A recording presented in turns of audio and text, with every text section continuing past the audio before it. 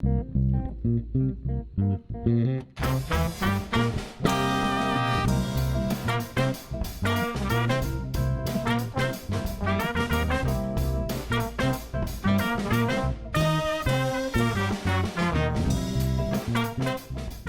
I'm Ted Haftagaber, founder and producer of Live Talks Los Angeles. Thanks for joining us. Since we started over a decade ago, we have brought you hundreds of conversations with storytellers, writers, actors, musicians, humorists, chefs, and thought leaders in business and science. You can watch and hear most of these in our YouTube channel and our podcast. For details, visit livetalksla.org. And now, here's the show you've tuned in to see.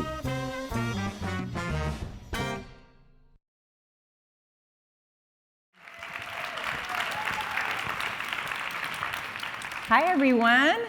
Hello. How are you? Guys, this is not going to be one of those really stiff book events. This is going to be fun. We want to hear from you. You can laugh. Yes. You can respond.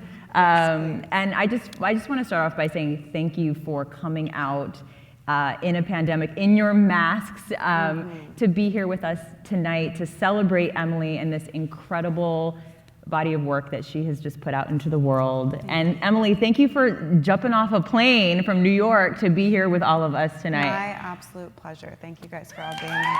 Thank you. Yeah, we like the energy. We need the energy. She's Yes. fresh off of a plane from New York. There's so much to dive into with this book. I guess I just want to ask just first, I mean, your book is called My Body. How does it feel to have this book baby finally out of your body and in the world? Yeah, well, we were just talking about it because you're pregnant, and we were about a year apart exactly. So I remember I was about 20 weeks a year ago, which is where you are. Yeah. So it felt like baby and book happened at the same time, and they're equally very different, but they're both stressful in different ways. Both take a lot of work, a lot of love. But it feels You're wonderful. I love them both equally. Yes, no, I love my son the most, let's be clear. Yes. No contest. But having it out in the world is so wonderful, especially after doing so much press where you're talking about it and people don't have access to the actual work. Yeah. So it just feels so nice that now, it can exist on people's bookshelves and their homes and their purses. I don't know, I just love thinking about that, so. Have you always wanted to write a book? Yeah, but if you had told me that I was going to write a book, I would have said, there's absolutely no way. I mean, I don't know if you had the same experience, but it just feels like the idea of writing a book is it's such a huge thing. I kind of had to trick myself into thinking that I wasn't writing a book in order to be able to write the book. Mm-hmm. You know what I'm saying? Totally. Were you thinking of it as I'm journaling? Yes. Yeah. Yeah, I wrote a lot of the book, early drafts of the essays in my notes on my phone, and then I would copy and paste them and put them into docs, kind of once I had written enough that I felt less intimidated. Mm-hmm. Yeah. Yeah, you mentioned, I mean, it feels that way. It really feels like you are pouring out parts of your soul onto the page, and it feels so personal. And I'm curious, you mentioned that you sold the book with 50,000 words, which isn't really typical. Usually you do a proposal. Yeah. Why did you choose to do it that way? I mean, people before I had ever really conceived of this particular idea had approached me about writing a book. Celebrity books it's a whole market and a whole world. And I had kind of, danced around that idea, but this felt really different than that for me, and I wanted people to, it's amazing obviously to have the ability to kind of sell a book off of your name and your identity, your image in the world, but I really wanted this to be about the writing, and I felt like I had something to prove. So even before I got a lit agent, I had, written maybe about 50,000 words. Because it just felt so important to me that whoever I was working with understood what I wanted to do. Mm-hmm. And that you got to define it on your own terms, Yes. sort of before more cooks got involved in the kitchen. Yeah, and just I wanted people to be on board with, you know, what I was trying to do, and not, you know, just kind of like what they thought I might be trying to say, Right. you know? I completely understand and respect that. I'm curious, sort of, I mean, because it's so clear that you have so much to say. And we've seen so much of you, but this is what's been going on inside of you, and it's a slice of your soul. It's parts of your mind and your heart that you've really shared so generously. And I'm curious, you know, what gave you the freedom at this stage in your life and in your career to finally say these things publicly, knowing that it might be picked apart in the public? Yeah. I mean, I think that, you know, one of the themes in the book is kind of a struggle with like my image and the images that have been taken of me, and the way that, you know, they've felt like they've granted me all this kind of access and power, but also, you know, have limited me, and how much I haven't been able to have control over them. And I think that, you know, it's one of the reasons that I wanted the cover to be text rather than an image, because this is sort of everything that the Emilys that have been out into the world isn't. So, you know, it felt like I had to do this in some ways, especially for young women or for other women who follow me and see kind of this very peripheral part of me, or maybe it's not even a part of me, just the peripheral. Yeah, so it felt very natural to kind of start writing. And also I was just going through, I just gotten married, my mom got very sick, I was going through a lot personally, and writing was a way for me to organize my thoughts and sort of take a harder look at things that I hadn't really explored before. So it happened very organically. And again, I wasn't thinking I'm writing a book. I just thought I'm writing, and this is such an enjoyable thing for me. It's so fulfilling. Maybe if I'm lucky, one day in like a million years, I'll write a book. But then I just got addicted to doing it. It's one of the most therapeutic things anybody could do. I really believe everybody has a book in them. Whether you have a publisher who's willing to, you know, publish it or not is another story, but I think everyone would benefit from that excavation process of just going inside and reflecting on all the things that contribute to who you are and your identity. So I feel like this is not your only book, Emily. I feel like you got more books in you. Oh my God. People, it's funny because people say that to me about my baby, my son. They're like, when's the second one coming? And I'm like, I just did this, and that's how I feel about the book. People are like, when's the second one gonna happen? I'm like, oh my God. But no, that's such a compliment, and I definitely want to write more. I mean, I've never enjoyed something more than the process of writing this book, to be honest. That's amazing. Yeah. I read in one of the book reviews, one of the writers was like, I want to hear Emily write about literally anything. Like, oh, that's so sweet. Food, I mean, truly anything, because your writing is just so beautiful. And Thank you. Before we go deeper into the book, selfishly, I want to go back to a different piece of writing that I really connected to of yours, about pregnancy. And I discovered it from the struggle bus that is the first trimester, from this, just like the depths of the darkness of that experience in my bed. And you write about the isolation of pregnancy. And it's interesting because when you become pregnant, there's sort of like, society is just sort of like conditioned with like this one response, this one note response, like, how exciting! Yes. Aren't you so excited? And you're like, yeah, and I'm sick, and I'm tired, and I don't feel like myself, and no one understands. Like, there's a lot more that goes into the emotional experience for a woman of being, in terms of bringing life into this world. And so I wanted to read a little excerpt from how you described it. You said, pregnancy is innately lonely. It's something a woman does by herself, inside her body, no matter what her circumstances may be, despite having a loving partner and many female friends ready to share the gritty details of their pregnancies. I am ultimately alone with my body in this experience, and there is no one to feel it with me. I don't think I've ever read anything about pregnancy that I related to more than that. Really? Oh, well, I'm so happy to hear that. That it offered some sort of, you related to it. I absolutely did, and I sent it to, I have a lot of pregnant friends right now, strangely, so I That's sent good. it to all of them. And that beautiful video that you did with Lena Dunham that sort of Yes. captured what pregnancy was like for you. I wanted to ask you, can you speak to how pregnancy and motherhood in particular changed you? Yeah, I mean, this I feel like could be the second book because it was really tempting. We're getting a second It book. was really We got tempting. confirmation you all heard that. I'm like, give me a couple years. It was really tempting actually to write. I wrote that when I was working on the book, and I was kind of tempted. Obviously, the book's called My Body, to really write about pregnancy and motherhood, but I still feel like I'm learning so much, and I also don't think I have enough of a perspective on it. I mean, that's the beauty of a lot of the things that are in my body. I mean, they're things that, happened 10 years ago, and I've been able to process and have that perspective, that it takes.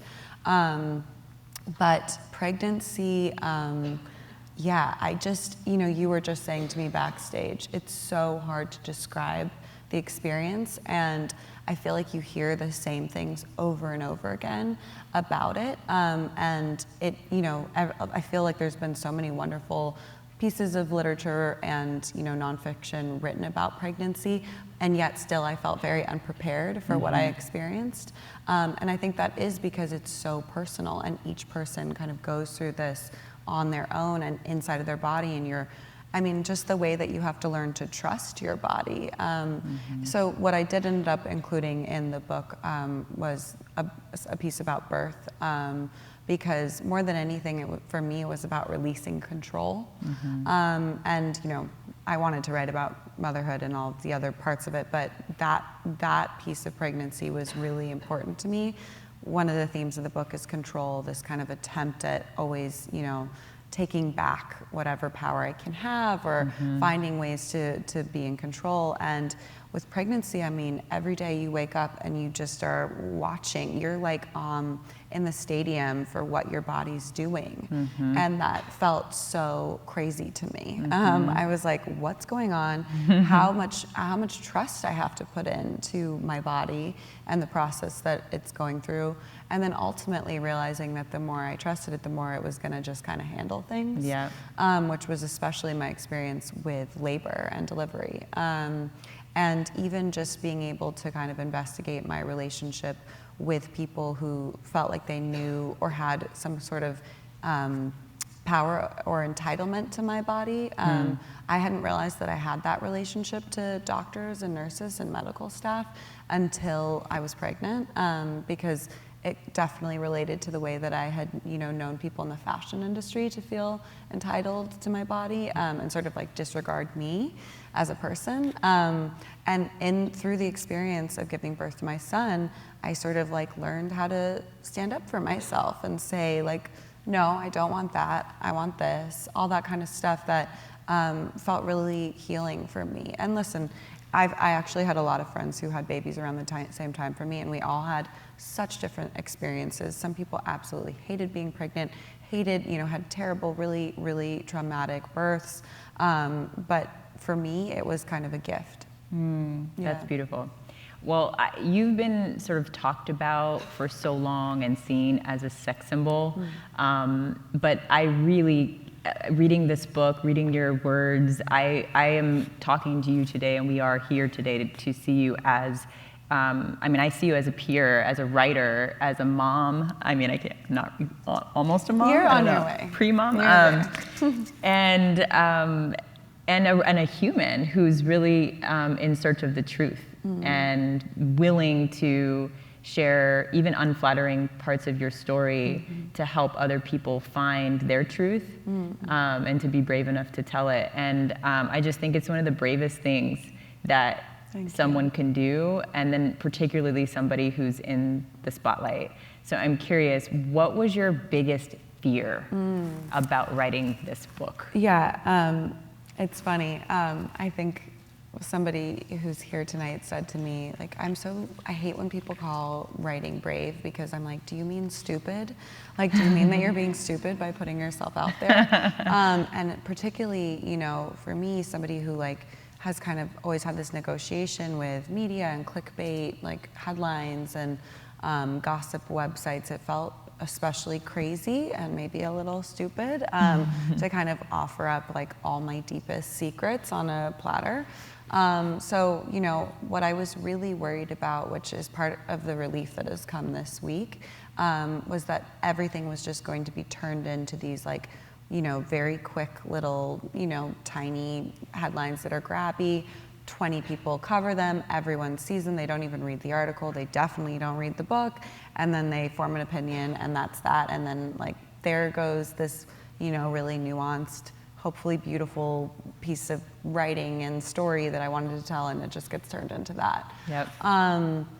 That's why it feels so good now that the book is available. I also felt like when I published the piece in The Cut, which was not short, you know, it was like 7,000 words, people read it, which felt so encouraging to me in a day and age where people don't always take the extra 5 minutes.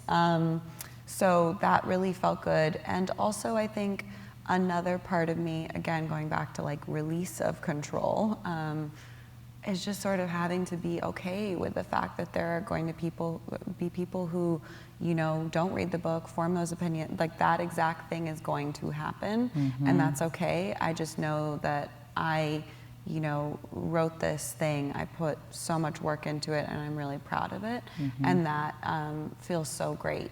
Like not looking for that external validation and just really focusing on what I've done. I think it was so smart of you to put out that sample chapter. Thank you. So that people could really get a sense of the complexity of your stories and nuance. And I mean, I think it drew people in immediately. It was really smart. Thanks. Smart strategy, sister. Thank you. So let's see, I want to talk about something that we can all relate to, which is complicated relationships with our mothers. I thought your relationship with your mom was really interesting. Both of your parents, but as a woman, I think you learned so much about what it means to be a woman from your mom. Yeah.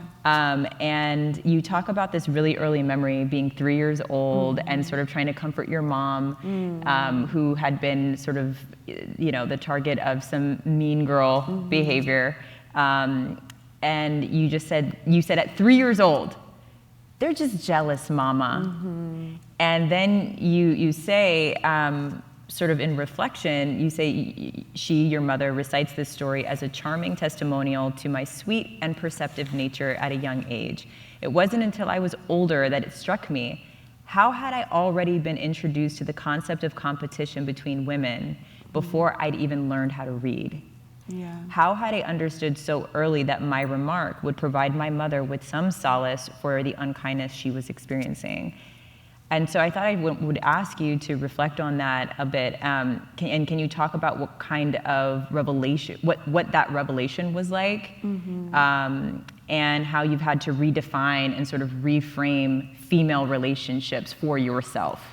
Yeah, I mean, it was, you know, that particular essay, which is called Beauty Lessons, that excerpt is taken from, was that was like explorative. Like I totally sat down and I had a lot of the book already written. It was one of the essays I wrote later. And it was sort of like a question of like, where did this all start? Like, where did I learn things about, you know, the importance of beauty, about the way that we look at other women and measure ourselves against them? How does all this kind of come together? And there were things obviously in our culture that I had covered, and, you know, just growing up in the early aughts, Britney Spears, like, you know, for me, all the most powerful women were the most beautiful and the sexiest. That was just true. There were all kinds of different powerful men. There were presidents and there were rock stars, but when it came to powerful women, it was like pop stars, which, you know, is complicated because, like, yeah. But that definitely was a huge influence, but also just thinking about what are the early kind of subliminal lessons that we learn from the women that are closest to us. And of course, my mom had her own experience with her family and her relationship to her beauty. Her father had said to her, you should never say thank you if someone tells you that you're beautiful, because you haven't done anything to deserve it. You haven't like worked for that, so you don't have a right to receive that compliment. So I think she had a lot of shame around her beauty, and so she really kind of provided me with this attitude of celebrate it, work it, enjoy it. But it also made me very aware of the importance of beauty, which was then again reinforced in our culture. But I think, you know, my mom, obviously everybody's mom is very specific, and how they operate in the world as a woman is, I think that's so as personal as a fingerprint. But I think that I just wanted to hear more about and read more about the ways that moms teach us about how to operate in the world, and how to either hide our sexuality, use it to our advantage, use our body, you know, what are those lessons? Because every single one of my female friends, while they're all very different, you know, learned those things as early as 3, even before they really like were operating in the world with a gender, right? You know? So yeah. I'm curious, what was it like? Because I know for me, a lot of my book was about my mom, my relationship with my mom too. I always say, like, she's actually the star of my book. You think you're coming from my journey, but you're really hearing so much of my mom. And I think that there is a lot of your mom woven into your story. What was it like writing about your parents in such specific detail? What conversations with them, with a therapist, with yourself, did you have to have in order to really feel confident, you know, being that brutally honest? I mean, I definitely wrote without sort of thinking about things being published first. That's helpful. Yes, just because I don't know how people do it. I mean, I'm going to have to do that eventually, I know. But you know, the pressure of knowing that something's going to go out into the world, just it changes the writing process so much, and especially something as vulnerable as this book. I sort of had to like let go of that and just enjoy the process of writing and what it was offering me as far as reflecting and organizing my thoughts and connecting to, you know, understanding those kind of early lessons and whatever. My mom is a writer, my dad is a painter, so they both are artists. And I think that definitely helped when it came to having a conversation about this. Shout out to my therapist for helping me really kind of say, like, this is your moment to say, this is my perspective. Yeah. And I've heard some other, I'm forgetting her name right now, but she just published an amazing book. And I heard this, she's a female writer, and it's her father was incarcerated for most of her life, but the book ends up being a lot about her mom. And, you know, she said, like, this was for me. It was my way of kind of like inserting my reality into the world, and that, you know, it's such a complicated kind of thing of, I think, you know, what was very important to me is that this is my perspective.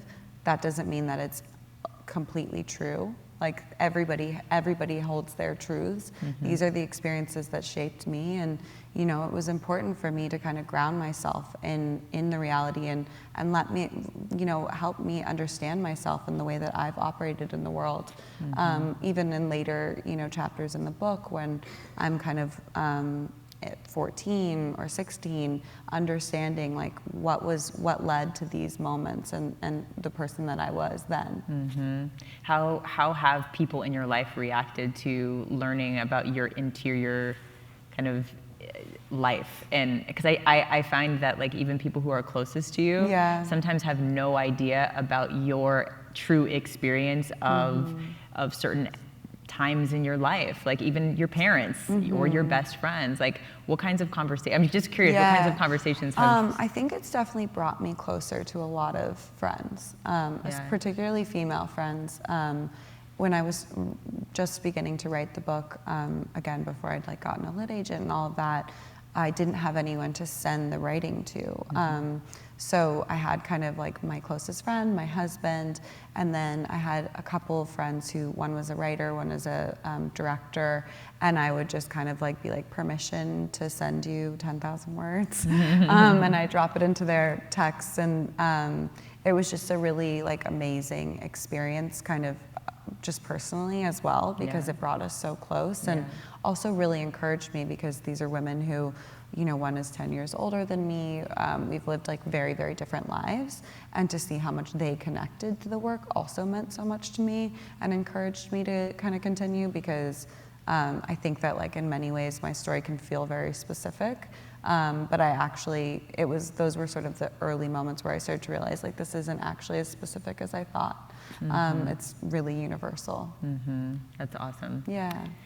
I'm curious, this is a time where so many people, especially over the last year and a half through the pandemic, and then, you know, the racial uprisings, and then even in the last 5 years with Me Too movement, I think there's a lot of self-examination that's happening, at least for people who are trying to grow. Yeah. And so one of the sort of terms that we've all wrestled with is privilege, and like understanding what kind of privilege we each walk into any room with, and owning that and using that to empower as much as we can. And so, you know, you are someone that does have a lot of privilege, as, you know, as a beautiful woman, as a white woman, as now a successful woman. How did you think about like wielding your privilege and navigating the conversation, or the sort of inevitable conversation around privilege that would come up in you telling your truth?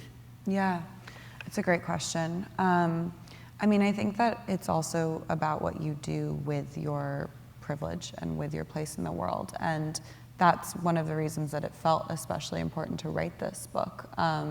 I felt like not writing it was not an option. It was like sitting on the sidelines, because, you know, I do have this platform and I do have this ability, you know, me being vulnerable and telling stories about, you know, music videos that everyone is familiar with is very different than another woman, you know, who people don't have ideas about taking that risk.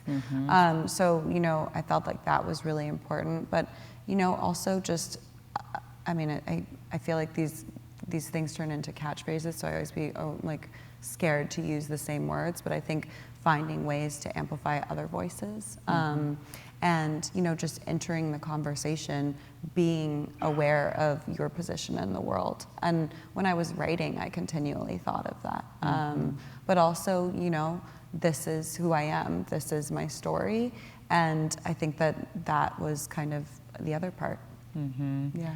Were there any like writers, any books that you were reading that were making sure that you were kind of checking your blind spots? I mean, I know I felt like while I was writing my book, I was conscious of like, what are the holes people are going to poke? Yeah. Like, how can I make sure that I'm like aware of my blind spots? Did you have that sort of a process, and who helped you navigate that? When it comes to privilege, or just in general? Either. Yeah, I mean, I feel like, you know, my whole life, like education, like there's so many things that make you aware of your blind spots.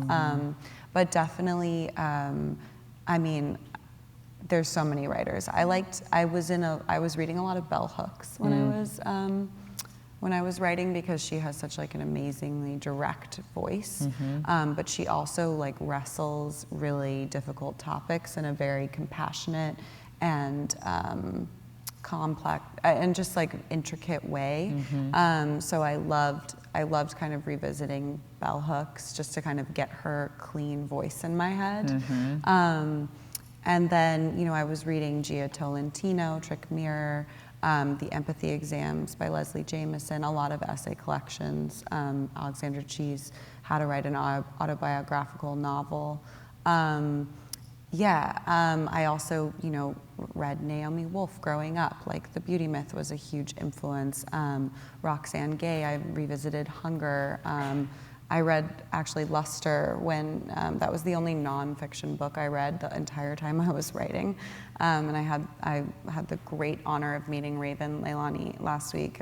Kind of like was a pinch me moment for me, but no, anytime I couldn't write, anytime I couldn't write, I started reading. That's amazing.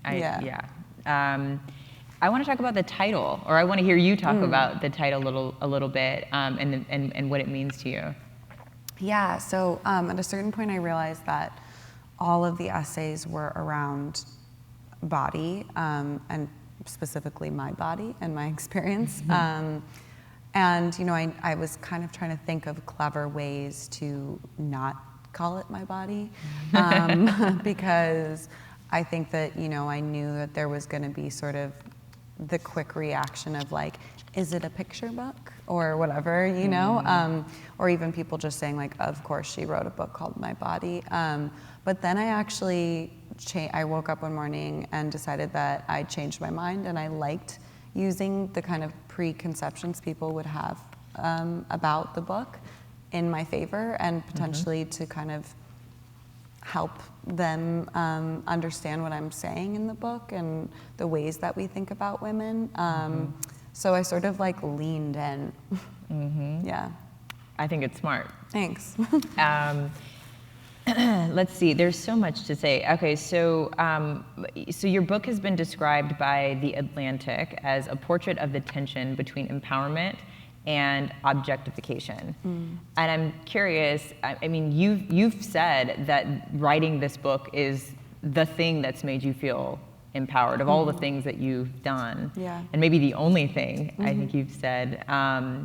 So how do you navigate sort of that line between empowerment and objectification when you're operating in an industry that is inherently profiting off of women's bodies and their sexuality? Yeah, I mean, I think this is where we get into control. And I think also the other thing is empowerment is a word that we hear so much, but it's sort of one of the things that a question I'm posing in the book is like, what actually is empowerment?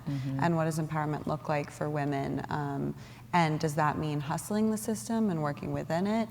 Or does that mean removing yourself from it completely? How do we react? How do we succeed in the world that we live in? And obviously my position as, a woman who uses her body to make a living, that's really heightened for me. But I actually think that kind of every woman goes through this negotiation when she gets dressed in the morning, and tries to make a decision about like if she's gonna wear the tighter outfit or the big oversized suit, and like what kind of how you could potentially use your body in your favor, or how it will how to interact with a man's world essentially. So it's a negotiation for me every day. Not just in my professional life, but also in my personal life, between commodification and control. I mean, if you're talking about empowerment as like a way of having success, building a platform, having money, then actually my book definitely hasn't brought me empowerment, like actually commodifying my image has. But if you're talking about empowerment as a feeling, then my book is probably the only thing that's brought me that feeling. So I think for me, it's I don't have the answers, but I'm interested in that negotiation that every woman has to do. Growing up for you, you guys can clap, by the way. She's dropping gems. I mean, gem after gem. Thank you. And it's so hard to talk about your book. Like you've been in your head for so long with this thing, and I just think you speak about it so beautifully. Thanks. I love talking about these ideas. I realized that one of the reasons I wrote the book was to sort of hear what other people, like I want to have discussions about these ideas because I don't have the answers.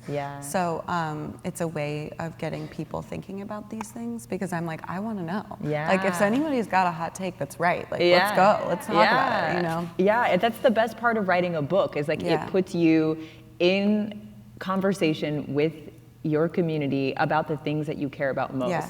That they may or may not know you care about and want to get to the bottom of. I totally feel that. There is this one scene in your book where your mom has this moment of realization that she at least feels now invisible to men. And then throughout your life, you know, so much value had been placed on like the male gaze, and so this moment, and a lot of that was informed by your mom in certain ways, and so that moment for her was sort of like crushing. And so I'm curious, for you, do you ever think about that moment, in that inevitable moment in the future, and does it scare you at all, or do you now feel liberated from that? Both. Depends on the day, right? Well, and just how my mom feels, which was, you know, like she's walking by these two guys. This is the moment in the book, and she kind of like, I remember her like even kind of wiggling her body up to describe, like kind of like thinking that they're gonna look at her, and kind of ready for that interaction. And then she realizes that they've just seen this like gray-haired lady, and she has this moment of like, whoa, what does that mean? And definitely, I think a little bit crushing, but also maybe a relief to all of a sudden not have to be constantly aware of yourself and you know, living outside of yourself, watching yourself, and you know, thinking about the gaze. I think it both terrifies me and also feels really liberating. I certainly have felt very connected to like lovability in that way, and that's the thing that I think scares me, is the idea of like, as a woman, are you still lovable if you're not beautiful in that way? That is probably the only thing, or the kind of core of my fear. But then on the other side, like what will I do? Will I start doing pottery? Will I do interpretive dance? I don't know. I think like you'll write more books. Yeah, exactly. I mean, I think there's so many, there's so much we can learn from women when they sort of like let go of that, and sometimes it happens sort of with age rather than by their own volition. It's so interesting because, you know, I feel like growing up I had the opposite sort of experience of myself as it relates to beauty. I always felt like I was, I don't know, somehow an outsider and like the ugly duckling, not the ugly duckling, but certainly I grew up in an environment that was predominantly white, and everyone had straight hair, and I had big curly hair, and I just felt like not attractive. And then I remember going to high school, which was more diverse, and then suddenly getting attention from guys and feeling so uncomfortable. Like that was jarring for me. And in fact, I actually felt more liberated by the idea of not having that kind of attention, because I suddenly felt like now I am gaining value in other people's minds based on something I have no control over, rather than being seen as someone who is smart and funny and all of these things that I had placed more of my value in, because that's all I thought I had, you know, working for me. That's so interesting. And then how did that translate into adulthood? I don't know. I think, you know, I think it's an interesting thing for every woman, like the way they're perceived versus the way they perceive themselves. Like I think for some people hearing me say that, they might be like, what are you talking about? But I think that whatever your first engagement with beauty is, and the concept of beauty, whatever that construct was, for you as a young girl, I think it stays with you. No matter, like, you become a beautiful swan later on in your life, there's still a part of you that still feels, if you felt othered young, you still feel that way. So I mean, I still feel that in some ways. No, I think that, you know, so much of who we are when we're 6 years old informs like who we're going to be when we're 40. I really do. But I mean, I'm very open in the book, and it was important, you know, to kind of be really honest about, like, obviously I've made a living and a name off of the way I look. Essentially, that's what a model's job is. But at the same time, there's so many moments where like I didn't quite feel like thin enough or tall enough, or that my face was the right this or that. And I don't know, I wanted to be really honest about sort of both sides of being that self-aware, and the kind of way that you can feel really beautiful and and also feel totally not. Yeah. Which I think it's interesting. I mean, I feel like it's kind of become a stereotype of like the most beautiful women often are the ones that are the most insecure. And I do think that there's a self-awareness that comes certainly when you're a model. It's part of your job is like knowing which angles of your face are the best and knowing which ones aren't the best. Yeah, I don't know. I thought it was interesting to hear you be so candid about like, yeah, I read the comments. I read the bad comments, I read the good comments, I see the paparazzi pictures, I zoom in, you are someone who is just you are objectively beautiful, but to see that like self-critic that we all have, like you're not immune to that. Not at all. I think maybe especially not, especially into the self-criticism almost. I mean, that was one of the things that I had to kind of check myself on when I was writing the book, was like punishing myself in some way, or like being really hard on myself, because I was so interested in finding truth and honesty and like capturing all sides of, these moments in my life where there's been, what I thought was confidence, but then also, and like validation, and then also feeling, really horrible about myself. And there are moments where I like, actually in general, going back to just writing about other people, I really went through and when I was editing and tried to take out punishment and punishing in general. There's an essay in the book that's very like intentionally angry, which was okay with me, but the other stuff, any like little quippy line, even like there was an essay with my husband and there was a moment where I described him as being a little drunk and I was like, that sounds nasty. Like I was mad at him when I was writing the essay and I could feel it. And so that kind of helped in the process, taking out that punishment of myself and others and separating like healthy anger from hurt, like hurt. Yeah. Writing from a healed place and not a hurt place. Yes. Yeah. That's a gem, y'all. So I'm curious, what was the hardest chapter for you to write or to share? Yeah, I mean, all of them were hard in different ways, but definitely the blurred lines chapter was the one I didn't want to write, because I knew it was clickbait. I knew it was juicy gossip. And, initially, actually in the book proposal, that anecdote had been buried in another essay. And every editor that I met with and was considering was like, I think that's its own essay. Like, I want to hear you talk more about that experience. It seems so crucial to sort of the thesis of the book and what you said about that video and what you represented at that time about, sort of owning your sexuality. And then here's this moment that happened on set, like that runs contrary to that you had never talked about before.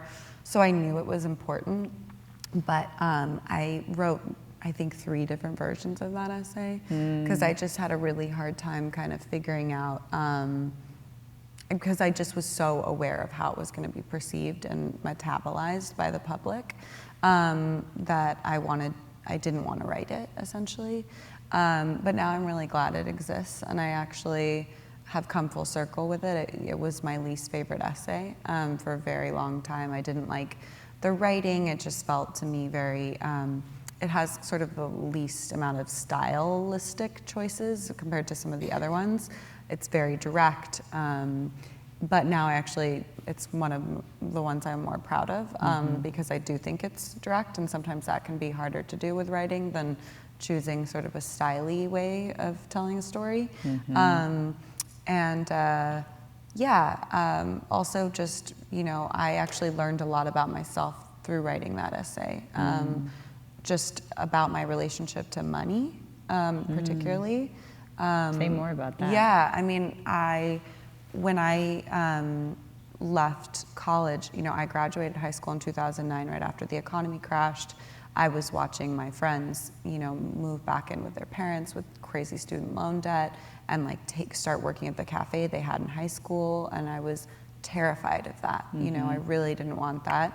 And I was going to UCLA for art and was like, what kind of job does this guarantee?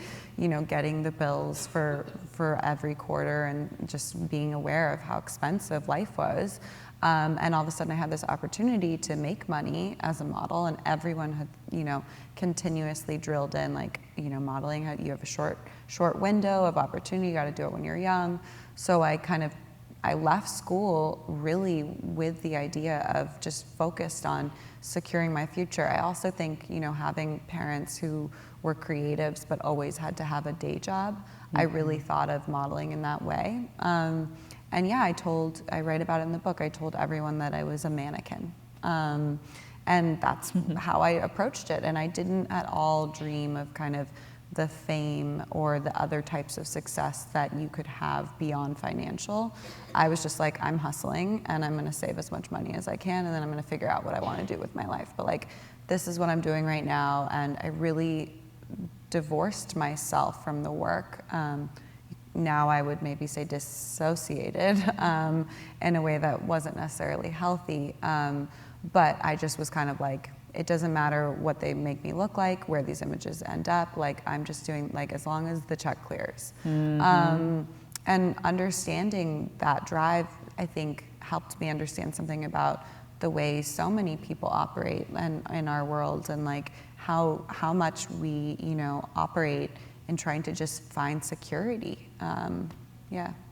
So I'm curious, is that the mindset that you were in when you were 21 on that set with Robin totally. Thicke and Pharrell?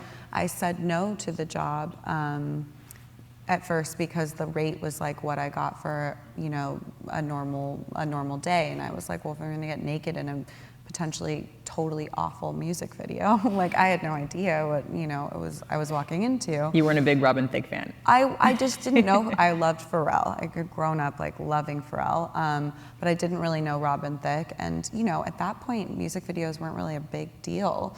So for me, it just felt like I wasn't thinking like this could be a big break. I was like, how much cash do they have? You know, which, you know, I did not get paid a ton of money, but it was more than what I made shooting Forever 21, you know, e-commerce, front, back side of a shirt. So yeah, I walked in on that set. And then what was, you know, the other part of the essay that's still very true and important is that it was amazing compared to other jobs that I was doing at the time. It was a set of women, female director, DP, makeup artist, crew, and they were, you know, I had fun. I started to have fun, which I just totally never did when I was a working model. I was really used to kind of like days not you know, work. Like you just go to work, and it's, you know, when you get off, you get to like enjoy your life. And I was having fun, and it felt like it was our project. And I think that shows in the performance, and that's also why, in many ways, at that time when the video came out and everyone sort of like said, what do you think about it? I was really defiant and protective of the set that those women had created, and the way I'd felt, which was extremely comfortable and yeah, maybe even empowered. Again, depends on your definition of empowered, but in that moment at 21, it felt like power. So I'm curious now, looking back at that video, what you see. I watched it again for the first time since like maybe 2015, and I had different thoughts today than I did then. I'm curious, when's the last time you saw it, and what came up for you when you saw it? I watched it when I was writing the essay, and I like, the song came on and I like, put it down. And I was like, oh no, I don't want to hear it. But it was interesting to watch. Obviously, I haven't watched it that many times, so it was funny because I was like, God, this is how so many people know me, and I've probably only seen this a handful of times. I mean, I think what I write in the essay is true, which is that, I mean, that video was my big break. In some ways, it's why I'm here right now on the stage. I think that, you know, there is humor in the video. There is this sort of feeling of like we're rolling our eyes at the guys. I mean, it was all real, by the way, the feelings that were being captured. And, you know, I did have fun, and there was this interaction with other women, but, you know, the way that the people who were in power on that set, and who were protected were not me and the other models or the other women on set. We were working for a record company that was interested in their stars having their moment. And I mean, I would have never thought to have it been complained in that, and listen, it was a split second. And I was like, oh, oops, walked off stage, whatever, laughed, kind of tried to make light of it. But I mean, I think that says so much about the double-edged sword that comes with, owning your sexuality. Mm-hmm. You're sort of indebted to the men that find you desirable. So true, so true, so true. Yeah. Okay, so I could go on and on. Like we could yeah, have a full pajama party, yes. like doing this. But I know that there are some questions from the audience that we actually have collected them in advance. So I'm gonna kick it over to my guy with the cool hair, who's gonna read some questions from you guys. All right, thank you. Thank you. First question, social media, love it, hate it, or just complicated? It's complicated. I mean, I think like everyone, you don't have to have 28 million followers, or you can have 28 followers and understand what it's like to post a selfie and kind of be like, oh, not as many people liked it as I thought. I thought I looked cute, like, and looking at it and reassessing it. So, my early relationship with Instagram was that it was a place where I could have control. As a model, models in the 90s, they didn't get to control what images were being put out of them into the world. So for me, it was like, oh, this is a way I can connect directly to people, blah, blah, blah. But obviously, it's complicated. How would you like men to perceive the book? That's a good question. It's a great question. Whoever asked that question, that was good. I mean, I wrote the book thinking actually of men in my life, and kind of having a desire for them to understand what my experience has been. So I was really happy when the essay in the cut, so many men read it and, started thinking about what, even just the feeling of like being a model and being the object of desire. And, I think men feel a lot of times like a young woman has all the power because she's the desired. But that's just not totally true. So I think just hoping that men will find empathy and even maybe potentially relate and understand what it means to be a woman kind of grappling with identity and sexuality and beauty and power.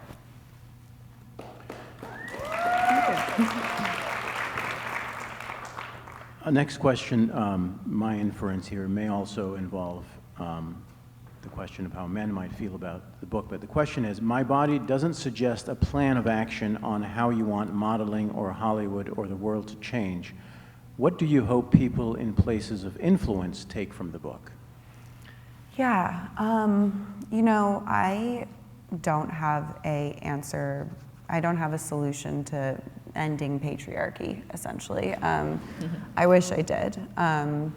I think that a lot of the issues I'm interested in, kind of bringing to light are ones that aren't quick policy changes.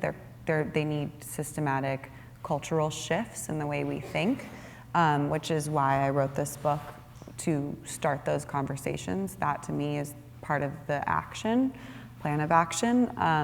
That being said, I think that, I've already seen some interesting conversations around agencies, modeling agencies. I think that, in the book, there are a lot of instances where I was not protected, and I know that continues to be true. The agencies essentially work for the models. They make a commission if the models work, but they end up, that isn't how the dynamic happens, and what instead happens is the agencies really kind of worry about the clients and teach the models that they're replaceable, that, if they're not agreeable, there'll be somebody else who's more agreeable. And that culture certainly is something that I think could change more easily than some of the larger things I'm talking about, like, teaching girls to assert, boundaries, or how to say no.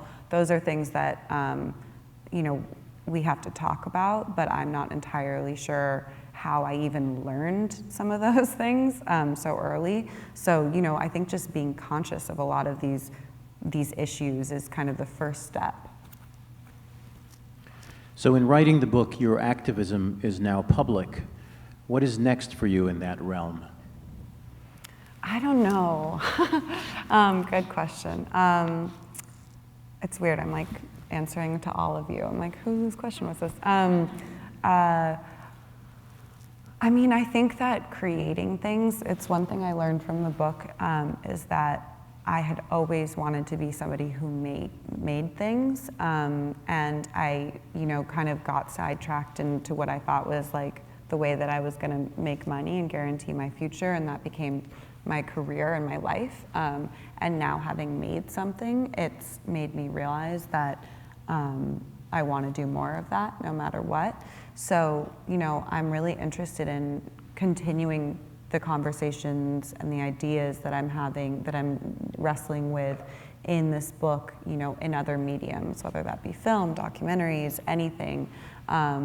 So I'm not totally sure yet. I kind of want to see where the book takes me. Any regrets about anything you put in the book, and also any regrets about anything you wished you had put in the book? No regrets. No regrets. Yeah, I mean, I worked very hard. The book is very intentional. So there were things that I didn't put in and didn't include in the book to protect myself, essentially, protect people I love. And I think that, you know, all in due time. There might be things that I wasn't ready to write about that I'll want to write about later, but this was what I wanted to kind of share with the world. In Spanish, there is a word called carencia. It means the place where one's strength is drawn from, where one feels at home, the place where you are your most authentic self. Aside from the place you call home, where is your carencia? I mean, it's definitely an internal place. I'm thinking about like where I go kind of mentally when I'm writing. And, you know, it's sort of like somewhere between dream space and, you know, especially when I'm remembering things and putting it on the page. But I would have to say now, as a mother, being with my son, being in close proximity to my son, and just being in our home, that's definitely, that's it. Do you think when companies incorporate alt body types in their advertising, they are having a positive effect on society, or is it a cynical ploy? Both. I think that, you know, it's weird. I mean, I'm sure you have so much to say about this. I would love for you to respond to that one as well.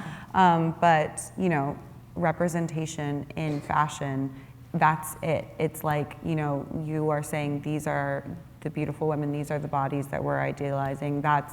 It's important to have that, as much as it is sort of one-dimensional. That is what fashion is in many ways. So I do think it's actually, you know, really important to have that representation. I wish that I had grown up with more of that. That being said, it does also feel somehow related to, you know, the way that like pride has become a way to sell things. It's like checking a box, and a lot of these companies don't actually change. You know, there's no diversity in their workforce and in their employees or the people making decisions at the top. So that's where it feels really empty. I feel like you should say more. No, what she said. Okay. What is your perspective on fate? Do you believe fate and destiny had any attribution towards your success? These are good questions. Yeah, damn. We're talking about faith. Okay, fate. Well, I write about magical thinking. It's something that I've had since I was a kid. It's just this feeling of like, if I do this one thing, then this other thing will happen. And I think it's that sort of connected to the belief in fate. And I struggle with that because I think in some ways the magical thinking has not been healthy for me, because, you know, it leads to kind of like compulsive behaviors, like not being able to celebrate certain successes or wins because I think I'm gonna jinx something, or, you know, like trying to find a certain necklace because it'll be bad luck if I don't have it on, or just kind of that stuff. That being said, I obviously believe in fate a little bit because I think that I can kind of control fate. And I don't know, and some, even just when I was writing about my really early childhood and kind of looking at how I've gotten to where I am, it did feel sort of like, how could it have happened any other way or gone any other way? So I feel like the answer is that the logical part of me doesn't want to believe in fate, but my gut does, for better or worse. What is the one important lesson we can teach our children about their own and each other's bodies? Well, for me, you know, I think I always related to my body as a tool to have financial security, as a tool to guarantee lovability, or just as a tool rather than what it is, which is actually a part of me and the vessel that's taking me through life, at the risk of sounding terribly cheesy and crazy. That was, you know, actually one of the hardest sections of the book for me to find. The anecdote was in the last essay, which I write about birth, there's a little tiny moment of just being on a bike ride with my best friend and my husband, and I'm pregnant. I'm a little bit earlier than you, newly pregnant, and it was just a moment where I appreciated my body for like letting me have this beautiful bike ride with my friends, because it was like a little bit of hard work, and there was a moment where I kind of felt gross. I was pregnant and like first trimester, and the sun was beating down on us, and I felt self-conscious for a second, and then I looked up and there were these people that I love so much who just wanted to enjoy the day with me, and it gave me this incredible appreciation for my body in a way that I don't always have. And I think that teaching children very young to respect their bodies and think of their bodies in that way, especially girls and women, could be hugely impactful for just the quality of life that they could have.